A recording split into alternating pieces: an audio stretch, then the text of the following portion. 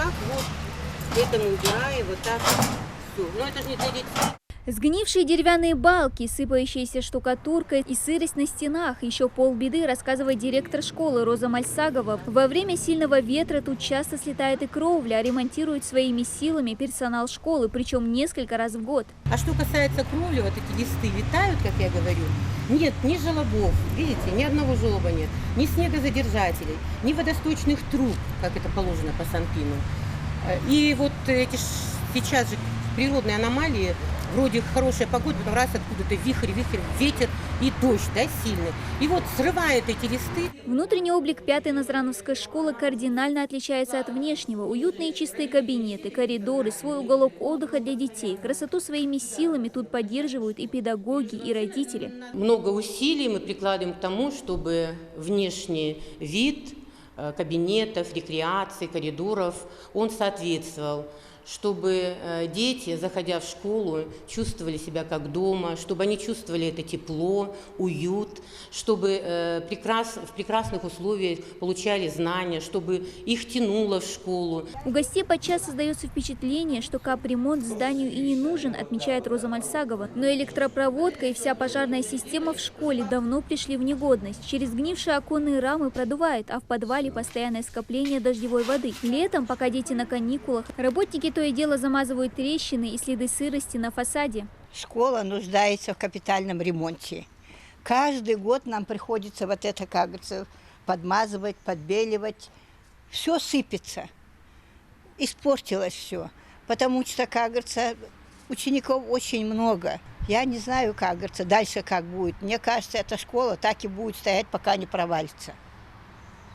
Школа в очень плохом состоянии. Чтобы новый учебный год дети провели в уютной школе, тут прикладывают немало усилий и средств. Тем более в учебном заведении, рассчитанном на 704 школьника, учатся порядка 1600. Школу возвели еще в 2001 году, и капремонт тут ни разу не проводился. Не раз с просьбой об этом Роза Мальсагова обращалась в Миноба региона. Помочь не могли по одной причине. У нас на территории республики нет ни одной действующей программы по проведению капремонта ни в рамках, ни по линии Министерства образования, ни по линии Министерства строительства. Вот, поэтому именно проведение капремонта в общеобразовательных организациях пока у нас не было такой возможности. Поэтому ведомство предложило озвучить плачевное состояние школы на видеоконференции с участием министра просвещения Сергея Кравцова. Разработать программу капитального ремонта до 2026 года поручил президент страны Владимир Путин. В программе закрепят строительство новых объектов и капремонт действующих. 5-я школа Назрани станет одной из первых, которая войдет в программу капремонта, как сообщил министр просвещения. Работу здесь должны начать в 2022 году. На федеральном уровне Министерство просвещения прорабатывается вопрос в соответствии с указанием президента Российской Федерации Владимира Владимировича Путина о том, что необходимо провести капитальный ремонт в общеобразовательных организациях. Вот, в соответствии с этим Республика Ингушетия тоже планирует участвовать в конкурсном отборе. Осенью этого года, где-то в октябре, планируется уже начало приема заявок от субъектов. Вот, и после объявления конкурса мы будем участвовать в данном конкурсе.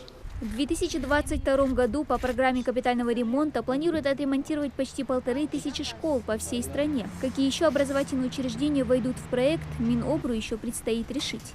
Дана Плева, Крамат Дасхоев, Новости 24.